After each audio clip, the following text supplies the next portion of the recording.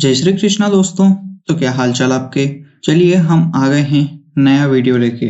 आज के वीडियो में हम जो कॉम्पिटिटिव एग्जाम्स स्पेशल का जो हमारा एमसीक्यूज चल रहे हैं उसका तीसरा लेक्चर पढ़ने वाले हैं। ये जो कॉम्पिटिटिव एग्जाम्स के जो एमसीक्यूज का जो हमारा लेक्चर्स चल रहे हैं ये ऑल इंडिया में कोई से भी एग्जाम्स के लिए काम आ सकते हैं, सभी इसको पढ़ सकते हैं, क्योंकि जो हमारा रेडियोलॉजी सब्जेक्ट है ये सभी जगह एक ही होता है। जो रेडियोलॉजी सब्जेक्ट है हमारा ये सभी जगह एक ही होता है। ऐसा होता नहीं है कि एमपी में और राजस्थान में अलग अलग चल रहा हो। सभी जगह एक ही जो कोर्स है हमारा और जो एक ही सिलेबस है वो चलता है। तो आप सभी जो ऑल इंडिया में जितने भी कॉम्पिटिटिव एग्जाम्स की तैयारी कर रहे हैं वो सभी इसको पढ़ सकते हैं और इसको समझ सकते हैं। चलिए हम आगे बढ़ते हैं हमारे लेक्चर्स की तरफ। लेक्चर की तरफ बढ़ने से पहले आप इस वीडियो को और हमारे चैनल को शेयर कर दीजिएगा, अपने दोस्तों से सब्सक्राइब कर लीजिएगा, और अगर वीडियो अच्छा लगे तो लाइक, और जो मैं क्वेश्चंस देता हूं उनको कमेंट सेक्शन में जरूर बताइएगा। चलिए हम आगे बढ़ते हैं। तो ये रहा हमारा पहला क्वेश्चन। पहला क्वेश्चन हमें क्या बोलता है, देखिए देखते हैं। The particle of discrete bundle of energy released from electromagnetic spectrum is known as. जो इलेक्ट्रोमैग्नेटिक स्पेक्ट्रम जो होता है हमारा उसमें से जो एनर्जी रिलीज होती है, ठीक है, जो एनर्जी रिलीज होती है उसके बंडल्स बने होते हैं। उन जो बंडल्स है उन्हें हम क्या बोलते हैं, ये क्वेश्चन में पूछा गया है। The particle of discrete bundle of energy, जो डिस्क्रीट बंडल जो होते हैं एनर्जी के, उनके जो पार्टिकल्स होते हैं जो इलेक्ट्रोमैग्नेटिक स्पेक्ट्रम से रिलीज होते हैं उन्हें हम क्या कहते हैं। तो ऑप्शन जो हमारे दे रखे हैं वो दे रखे हैं, पहला है क्वांटम, दूसरा है हमारा रेडिएशन, तीसरा है एंगस्ट्रॉम और चौथा है हमारा फ्रीक्वेंसी। तो चलिए पहले पढ़ते हैं हम। जो फ्रीक्वेंसी होती है, फ्रीक्वेंसी क्या होती है, number of waves that pass a fixed place in a given amount of time. एक टाइम दिया हुआ है, उस टाइम के अंदर अंदर जो हमारी वेव्स हैं, जो हमारी रेडिएशंस हैं, वो कितनी पास हो सकती है उसको बोलते हैं फ्रीक्वेंसी। जो एंगस्ट्रॉम होता है, एंगस्ट्रॉम एक यूनिट है, एंगस्ट्रॉम एक यूनिट है जो वेवलेंथ की होती है, ठीक है। रेडिएशन, रेडिएशन क्या होती है, रेडिएशन किसी भी सोर्स से आती है और जो स्पेस है हमारा, जो फ्री स्पेस है उसमें ट्रेवल करती है लाइट की स्पीड से, उसको हमने रेडिएशन कह दिया।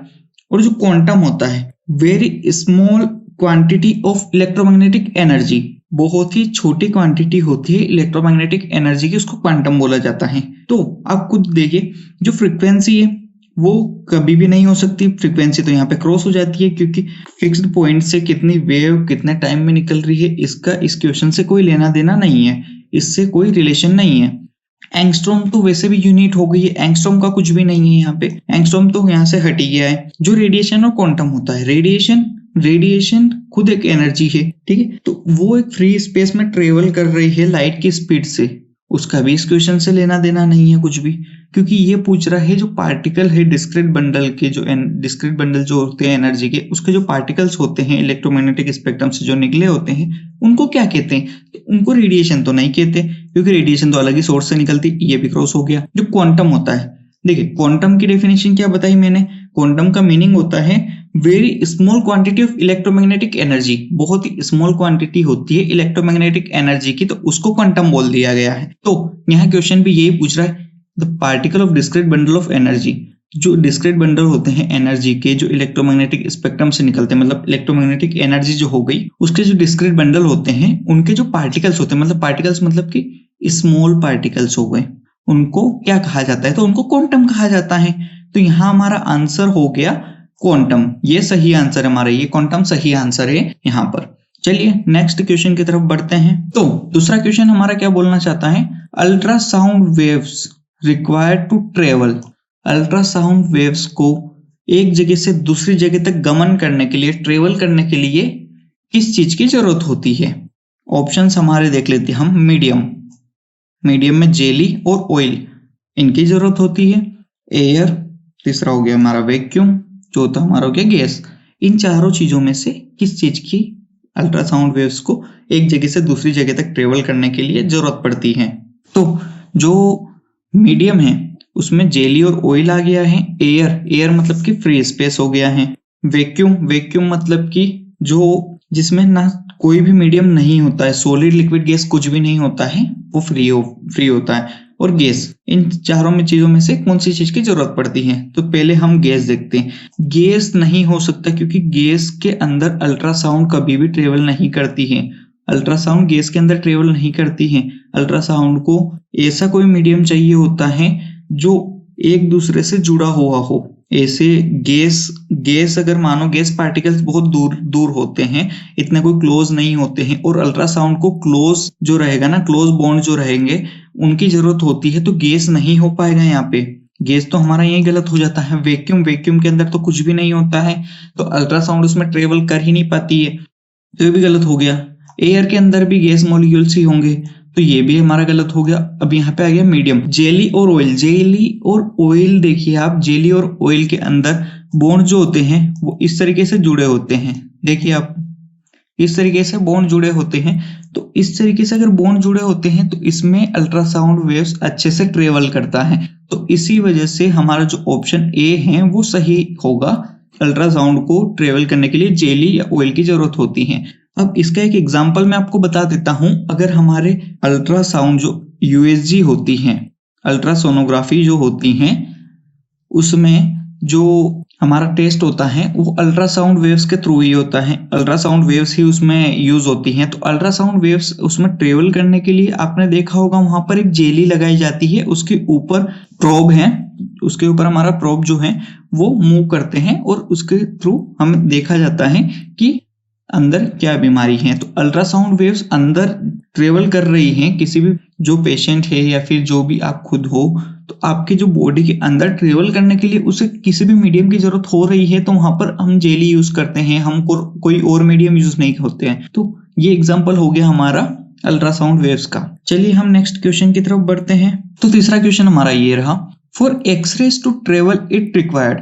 एक्सरे को ट्रेवल करने के लिए क्या चाहिए होता है? चलिए, हमने अभी अल्ट्रासाउंड का देखा है, अब हम एक्सरे का देख लेते हैं।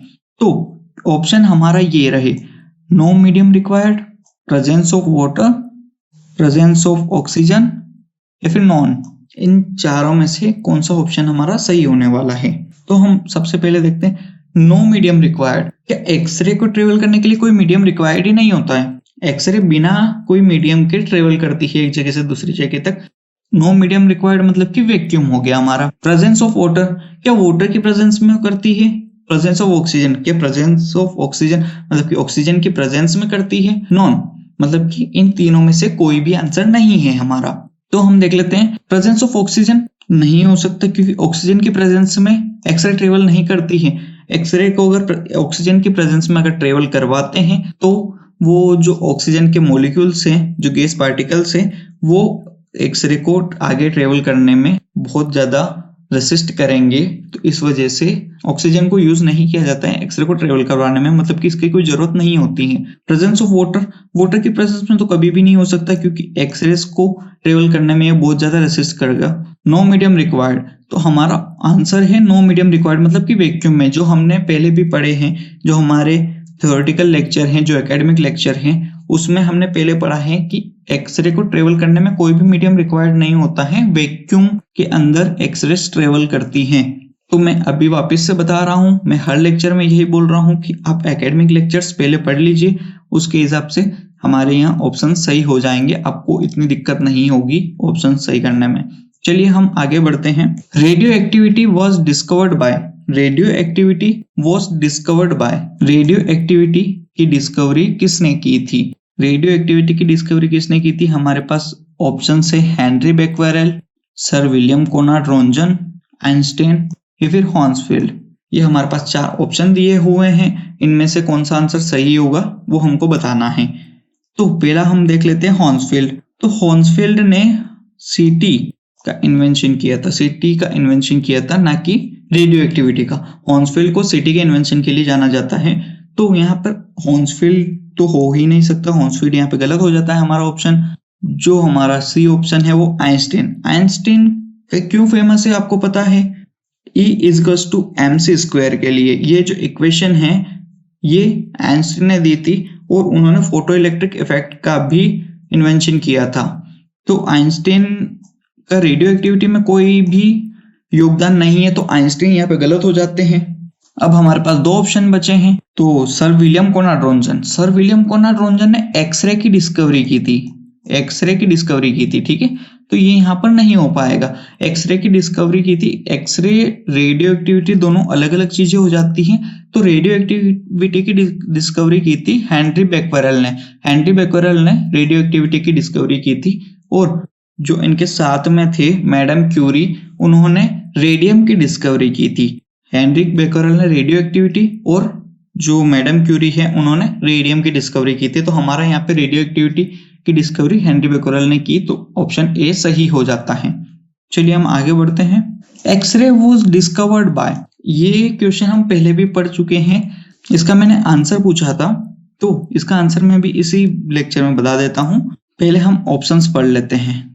डॉक्टर गुस्तेव बक्की, डॉक्टर हैं ये, डॉक्टर गुस्तेव बक्की है क्या इसका आंसर? क्या मैडम क्यूरी इसका आंसर है? क्या हॉन्सफील्ड? या फिर सर विलियम कोनार्ड रोन्टगन? तो जो गुस्तेव बक्की है हमारे, उन्होंने ग्रिड की डिस्कवरी की थी, ग्रिड। तो ये यहाँ पर ऑप्शन ये हमारा गलत हो जाता है, ग्रिड की डिस्कवरी गुस्तेव बक्की ने की थी। जो मैडम क्यूरी है उन्होंने रेडियम की डिस्कवरी की थी, ना कि एक्सरे की डिस्कवरी की थी। तो ये ऑप्शन भी हमारा गलत हो जाता है। हॉन्सफील्ड जो है उन्होंने सीटी की डिस्कवरी की थी, तो ये भी हमारा गलत हो जाता है।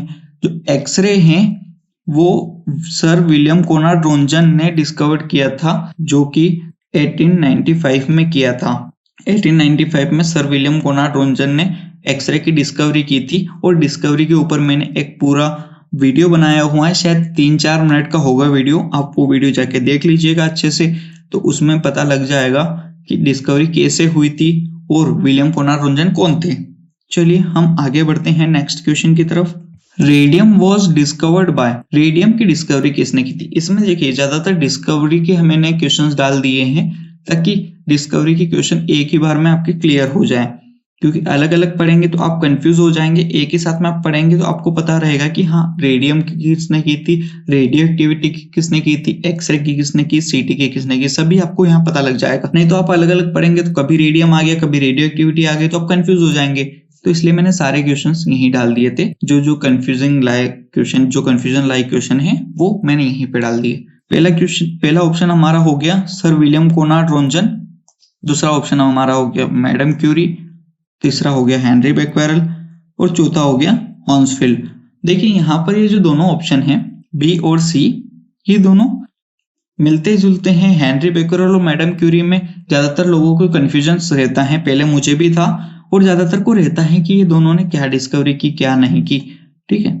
तो जो हमारा सर विलियम कोनार्ड रोन्टगन है उन्होंने एक्सरे की थी, तो ये तो यहाँ सब गलत हो जाता है। हॉन्सफील्ड ने सीटी की थी, तो यहाँ पे ये भी गलत हो जाता है। हमारे पास बचते हैं दो ऑप्शंस, मैडम क्यूरी और हेनरी बेक्वेरेल, जो कि हमने पहले अभी एक क्वेश्चन में पढ़ा है कि हेनरी बेक्वेरेल ने रेडियो एक्टिविटी की डिस्कवरी की थी, ना कि रेडियम की थी। तो रेडियो एक्टिविटी की डिस्कवरी करने की वजह से जो हेनरी बेक्वेरेल यहाँ पे गलत हो जाता है। जो रेडियम की डिस्कवरी की थी वो मैडम क्यूरी ने की थी, मैडम क्यूरी ने रेडियम की डिस्कवरी की थी। तो यहाँ पर जो सही आंसर है वो हमारा बी वाला है।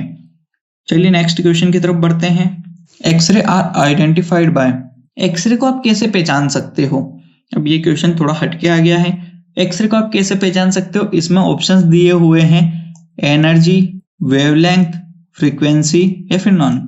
इन चारों में से कोई सा भी आंसर बताना है अपने को।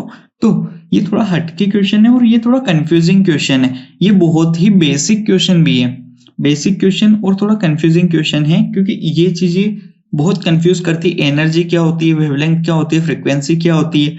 तो इस वजह से यहाँ पर ना बहुत ज्यादा लोगों को कंफ्यूजन रहता है, वो गलत आंसर लगा के आते हैं हमेशा। तो यहाँ पर हम इन सभी चीजों को अच्छे से पढ़ते हैं। पहले जो फ्रीक्वेंसी होती है हमारी, फ्रीक्वेंसी अभी हमने पढ़ा था थोड़ी देर पहले। Frequency the number of waves that pass a fixed place in a given amount of time. एक किसी भी फिक्स पॉइंट से कोई भी वेव निकल रही है तो एक फिक्स टाइम में, जैसे कि 1 मिनट दे दिया, उसमें कितनी वेव्स निकलेंगी, वो होती है फ्रीक्वेंसी हमारी। जो वेवलेंथ है, वेवलेंथ हमने पढ़ा था, जो वेव है उसके दो एजेस जो होते हैं उनके बीच की डिस्टेंस कितनी होती है उसको हम वेवलेंथ में काउंट करते हैं, जो कि एंगस्ट्रॉम में होता है। और जो एनर्जी होती है, एक्सरे की कितनी एनर्जी होती है, मतलब कि किसी भी वेव की कितनी एनर्जी हो गई, उसको एनर्जी बोल दिया। तो फ्रीक्वेंसी देखिए, एक फिक्स पॉइंट से निकलने पर हम एक्सरे को आइडेंटिफाई नहीं कर सकते कि एक जगह से कितने टाइम में निकल रहा है, क्योंकि इधर उधर भी हो जाता है, तो फ्रीक्वेंसी गलत हो जाता है यहाँ पे। वेवलेंथ से भी हम नहीं कर सकते, वेवलेंथ भी ऊपर नीचे हो जाती है। और वेवलेंथ का सबसे सही होता है, वेवलेंथ विजिबल लेंथ को मेजर करती है। आपकी जो वेव है, जब भी कोई रे है, वो कितनी विजिबल हो रही है, कितने दूर तक विजिबल हो रही है, विजिबल लेंथ जो होती है उसको मेजर करता है वेवलेंथ। जो हमारी एनर्जी हो गई वो मेजर करती है कि कौन सी रे है। अगर एनर्जी ज्यादा हो गई, कुछ बहुत ज्यादा हो गई, तो गामा रेस हो जाती है, एक्सरेज हो जाती है उससे कम में और भी दूसरी जो रेस है वो हो जाती है। तो एक्स जो एनर्जी है वो आइडेंटिफाई करती है एक्सरे को। चलिए हम नेक्स्ट क्वेश्चन की तरफ बढ़ते हैं। Visible length is identified by, visible length को आइडेंटिफाई कैसे करेंगे, जो कि अभी हमने पढ़ा था वेवलेंथ से। यही ऑप्शन दिए हुए हैं। अभी मैंने बताया था कि विजिबल लेंथ जो होती है कि कोई वेव कहाँ तक दिखाई दे रही है, कितनी दूरी तक दिखाई दे रही है, उसको वेवलेंथ में मेजर करते हैं। तो यहाँ पर अपना आंसर वेवलेंथ सही हो जाता है, बी आंसर। चलिए नेक्स्ट क्वेश्चन की तरफ। Which of the following are ionising radiation, in 4 radiation जो हमारे पास 3 रेडिएशन दी हुई है, alpha radiation, beta radiation, gamma radiation, और चौथा ऑप्शन है हमारा ऑल ऑफ द अबव, मतलब कि ये सारे ऊपर वाले सारे सही है क्या, ये दिया हुआ है। तो हमारा इन 4 ऑप्शंस में से कौन सा ऑप्शन सही रहेगा कि इन चारों में से मतलब कि आयोनाइजिंग रेडिएशन कौन सी है। तो जो अल्फा रेडिएशन जो हो गई हमारी, और बीटा रेडिएशन और गामा रेडिएशन, हमने ये पढ़ा है। रेडिएशन जो चैप्टर है हमारा, रेडिएशन का जो लेक्चर हुआ था, उसमें हमने पढ़ा है कि अल्फा, बीटा और गामा तीनों आयोनाइजिंग रेडिएशन होती हैं। एक्सरे, न्यूट्रॉन एनर्जी वगैरह ये भी आयोनाइजिंग रेडिएशन में ही होती है। तो ये तीनों जो हमारे पास ऑप्शंस दिए हुए हैं, ये तीनों ही आयोनाइजिंग रेडिएशन में काउंट होते हैं। तो हमारा ऑप्शन डी यहाँ पर सही होता है, क्योंकि ये सारी ही आयोनाइजिंग रेडिएशन है। नॉन आयोनाइजिंग रेडिएशन कोई सी भी यहाँ दी नहीं हुई है। तो हमारा option D all of the वो सही हो जाता है। चलिए नेक्स्ट क्वेश्चन की तरफ बढ़ते हैं। Alpha particle is a helium, alpha particle एक हीलियम है। दैट कंटेन, अल्फा पार्टिकल एक हीलियम है, ये हमें पता है, हमने पहले भी पढ़ा है। अल्फा पार्टिकल एक हीलियम न्यूक्लियाई है। तो उसके अंदर क्या मतलब वो क्या कंटेन करता है। अब ऑप्शंस हमारे पास 2 proton 2 neutrons, 2 proton 1 neutrons, 1 proton 2 neutrons, 1 proton 1 neutrons, ये 4 ऑप्शंस दिए हुए हैं। इनमें से कौन सा ऑप्शन सही होगा ये हमें बताना है। तो ये चीज आपको पढ़नी रहेगी। ये चीज आप पहले लेक्चर्स में मतलब कि जो एकेडमिक लेक्चर्स है अपने, उसमें अच्छे से देख लीजिएगा। जो अल्फा पार्टिकल है वो हीलियम न्यूक्लियाई होता है, जिसके अंदर जो हीलियम है उसके अंदर होता है 2 प्रोटॉन्स और 2 न्यूट्रॉन्स। 2 प्रोटॉन और 2 न्यूट्रॉन्स रहते हैं, तो उसमें +2 चार्ज होता है, उसमें हमेशा +2 चार्ज होता है। तो जो हमारा अल्फा पार्टिकल है उसमें भी +2 चार्ज होता है, +2 चार्ज इसमें हमारे पास 2 प्रोटॉन और 2 न्यूट्रॉन्स में ही हो पाएगा। तो ये हमारा आंसर सही हो जाता है ए। इन चीजों के लिए आप एकेडमिक लेक्चर्स अच्छे से देखिए। मैं बार बार एक ही चीज बता रहा हूँ, आपको एकेडमिक लेक्चर्स अच्छे से पढ़ना है, तो ही आप आगे जो हमारे एमसीक्यूज है उनको अच्छे से कर पाएंगे। तो चलिए हमारा लेक्चर आज का यही खत्म होता है। अगर और कोई आपके कॉम्पिटिटिव एग्जाम्स की तैयारी कर रहा है तो उन्हें भी आप हमारा जो चैनल है वो शेयर करिएगा। अगर लेक्चर अच्छा लगा हो तो लाइक करिए, और कुछ समझ में ना आया हो तो कमेंट सेक्शन में पूछ लीजिएगा हमें। चलिए अभी के लिए बाय बाय।